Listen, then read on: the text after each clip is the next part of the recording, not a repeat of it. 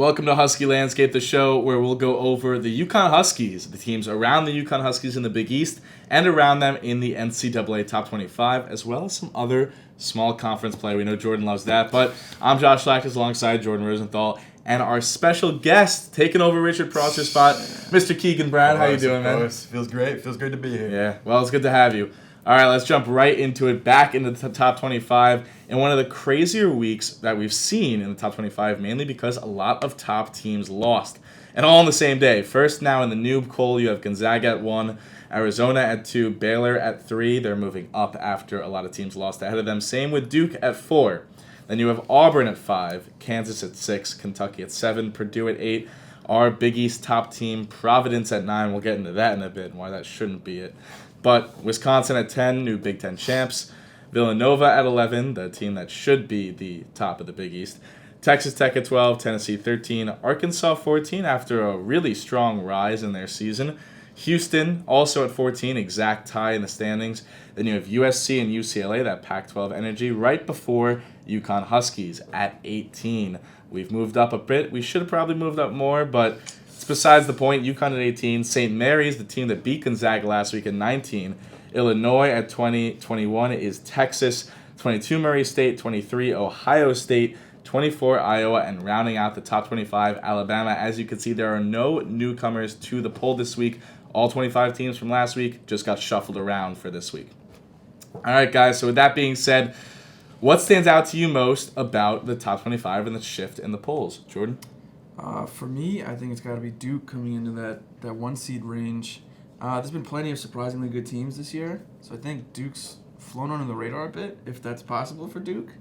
They have a top 5 NBA draft pick in Paolo Banchero. They have a lot of great players past him, and I think they make it really far in March. Yeah, the really crazy thing about Duke is that they're going to have 5 players. All 5 of their starters go in the first round of the NBA draft this year. Paolo obviously being the best of the group. Mm-hmm. Keegan, what do you think? For me, it's Arizona keeping that 2 spot. I mean, they got stopped by an unranked Colorado team. They ended off 79-63.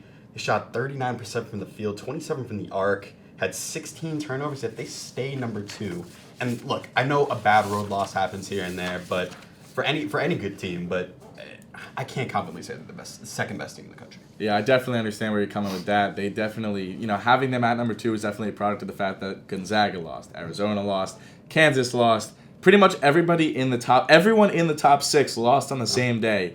And that's probably why. I'll say this, they had a really great game last night against USC, big comeback game. So I like Arizona a lot as a team, but I definitely get where you're coming from. All right, we're going to move into the Big East now, Big East standings. At the top, you got Providence, the regular season champions, 14-3. And, of course, next you have Villanova, who is not the regular season champions, but have 15 wins instead of 14 and 4 losses. Providence clearly getting benefits from not playing those extra 3 games. UConn at 12-5, Creighton 11-6, Marquette 10-7, Seton Hall 9-8, Xavier and St. John's now at 7-10 together, and then Butler 6-13, and DePaul 5-13. And then, of course, you have Georgetown, who is 0-18. Georgetown's still looking for their first win of the season. All right, let's go with the biggest takeaway for the Big East standings now. Keegan, we'll start with you. Seton Hall has been on fire recently, and I really like how they're playing. They've won 6 of their last 8. Tyrese Samuel has been really starting to heat up, which is great for Seton Hall. Jared Rhoden's playing lights out. Kadaria Richmond's really been facilitating this offense, and they looked really good against Xavier. And I know Xavier isn't really the best team as of late, but they're still looking really good. I think they're heating up at the right time. All right, Jordan? So it's the same storyline every week in this conference. The top teams beat the top teams. They all just murder each other. So we'll go back to the bottom. The DePaul Blue Demons. All right? So you remember Georgetown last year in the tournament. If there's a team that could do it this year, it is DePaul. All right? I'm not saying it's going to happen, right?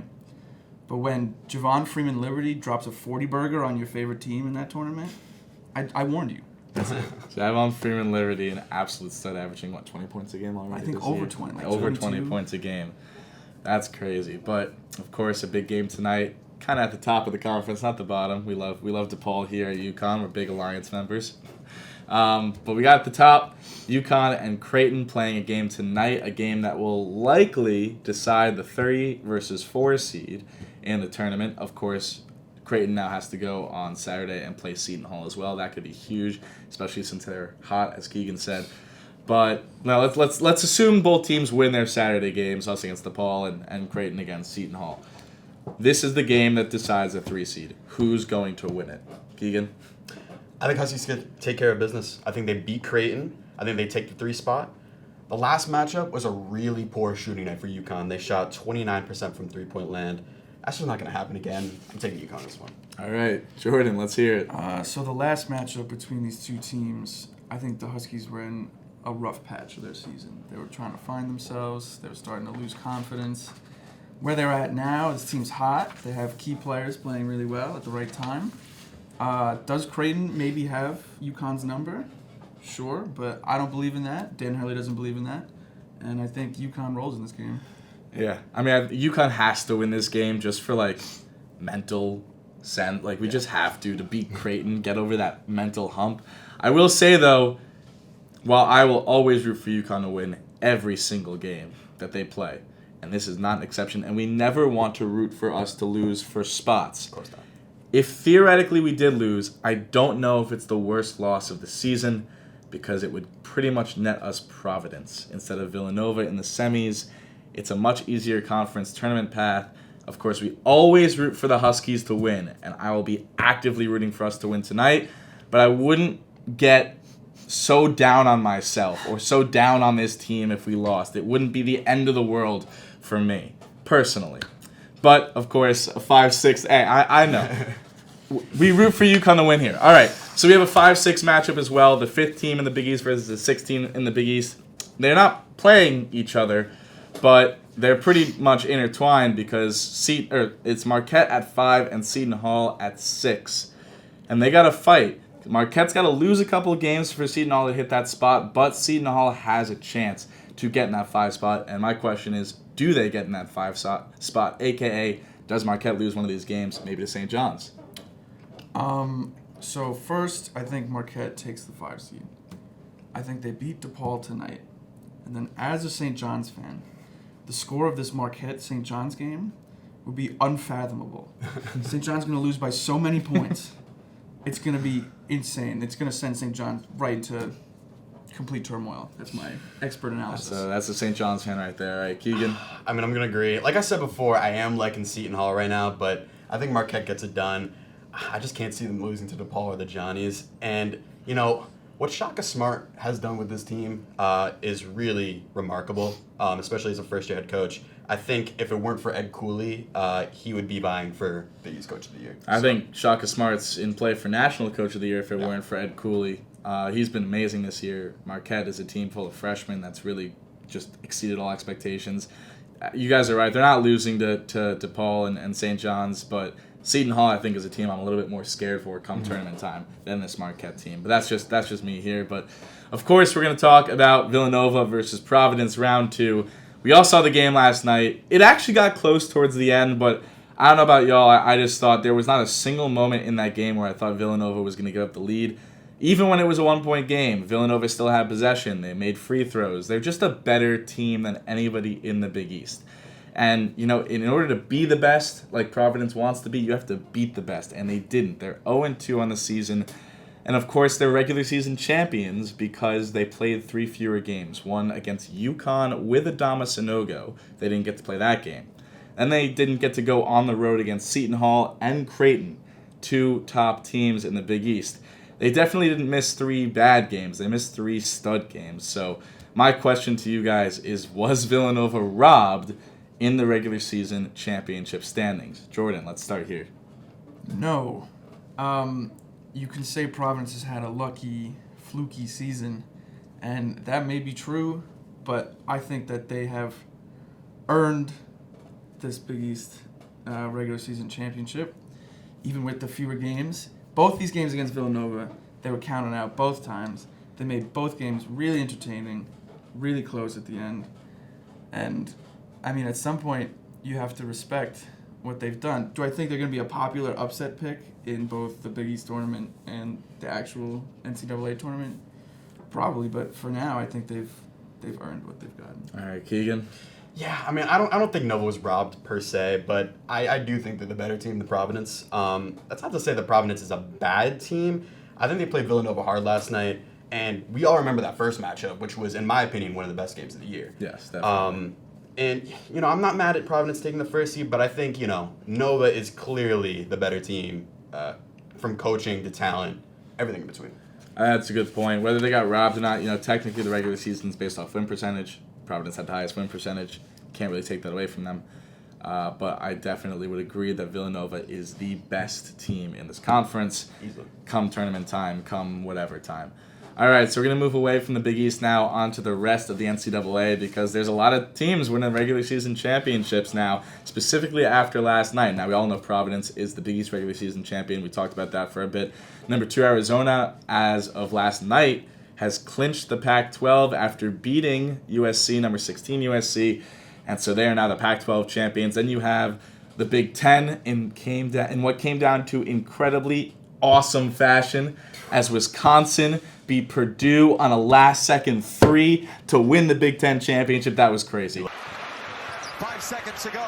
Chucky Hepburn, Big Ten on the line.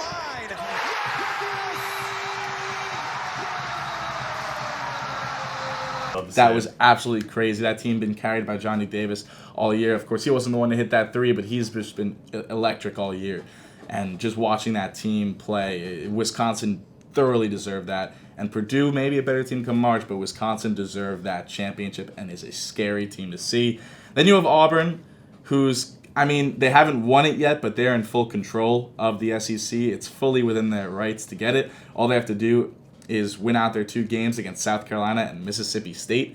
So, assuming they don't have a drastic, crazy upset loss, they should win this SEC championship. But then we get to the Big 12.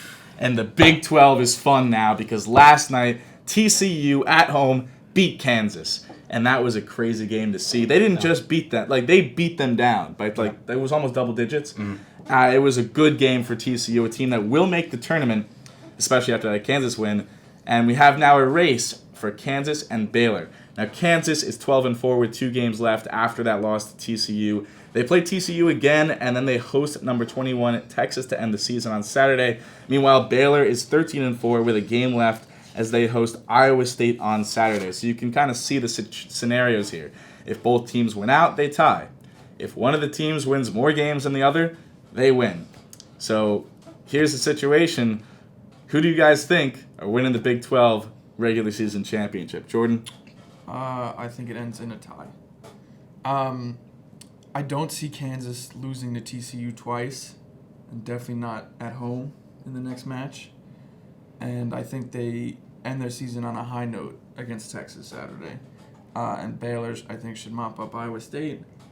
And we get a tie. Those teams will look to assert their dominance in the conference tournament. All right, Keegan.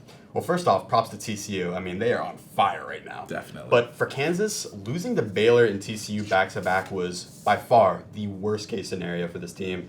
And I honestly think this could be the start of a skid for them. They did not look good against TCU. They got out-rebounded 35-47. And you just can't win basketball games with those types of numbers.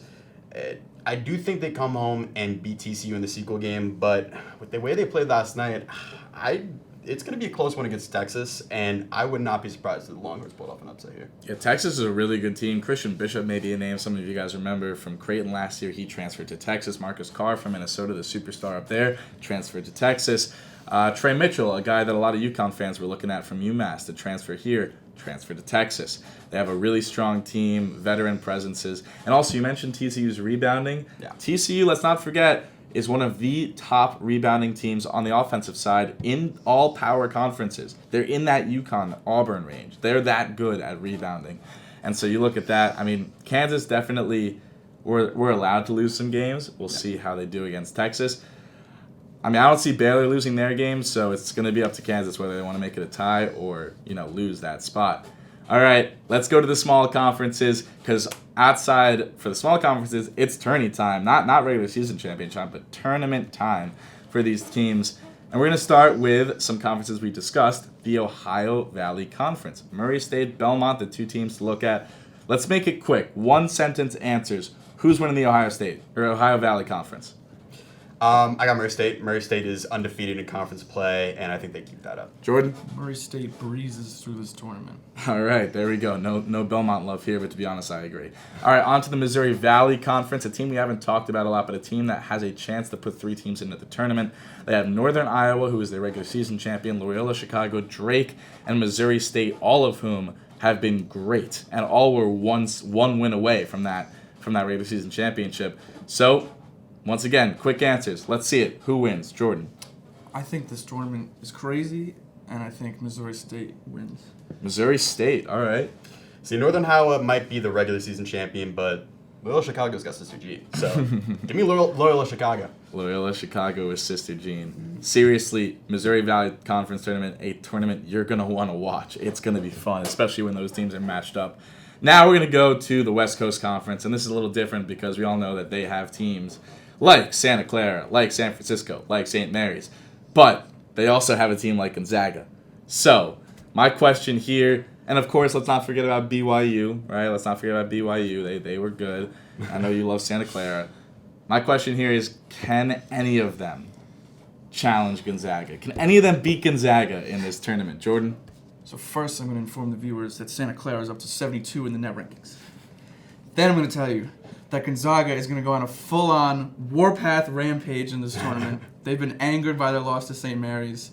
There's going to be like full-on scorched earth destruction in this tournament. Gonzaga destroys. All right, Keegan. I think if anyone's going to topple Gonzaga, it's going to be St. Mary's.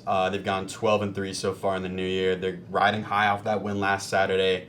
And that being said, though, I really don't have much hope in them. I think Gonzaga takes this easily. Gonzaga's winning this tournament, in my opinion, but I will say you have Gonzaga, you have San Francisco, you have St. Mary's, all of whom are near locks for the NCAA tournament, 2 of which are locks for spots that we may actually see. In San Francisco and St. Mary's are teams that we could see in the first 3 rounds of the tournament, depending on how far we make it. So it's going to be interesting to see how that goes. But that's all for Husky Landscape this week. Obviously, we had our incredible guest here, Keegan Brown. Love to have you on the show. Of course. And, of course, Jordan Rosenthal is here as well, our lovable St. John's fan. We just feel bad for him here. But I'm Josh Schlactus, and this is UCTV Sports.